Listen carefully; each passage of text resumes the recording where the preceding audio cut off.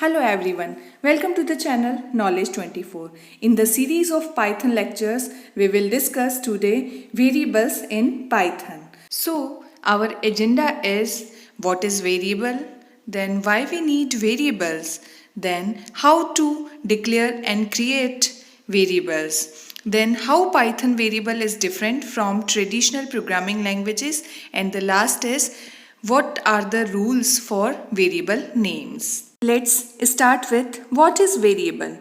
A variable is a name of memory location that hold some certain values. Now, why we need variables? So, variable is the easy way of dealing with the memory location. Dealing means storing the value and fetching the value. For example, in a colony, there are so many houses and each house assign a house number to make it easier to identify that house for any purpose. So, this is the purpose of variable. Now, how to declare a variable in Python? The Python has no command for declaring a variable. A variable is automatically created by assigning the value to it, and it also don't need to mention the data type because it takes the data type implicitly according to the value. So this is the beauty of the Python programming language, which gives very high flexibility and ease of programming to its programmer. Suppose when we write I equal to 5, it means it's a numeric variable that assign a integer value. So this is the way of creating any variable by assigning the value to the variable. Now, the Python variable is different from traditional programming language that Python variable don't have fixed location, means the location will change every time their values will be changed. For example, the value of A is 10. At that time the address is 1000, but next time when the value is changed as A equal to 20, then the address will also change. So this is the different location at different time. Python is also a versatile language because it has the facilities that it assign same value to the multiple variables. For example, A equal to B equal to C equal to 25. Here all three variables A, B and C have same memory location with the same value as 25.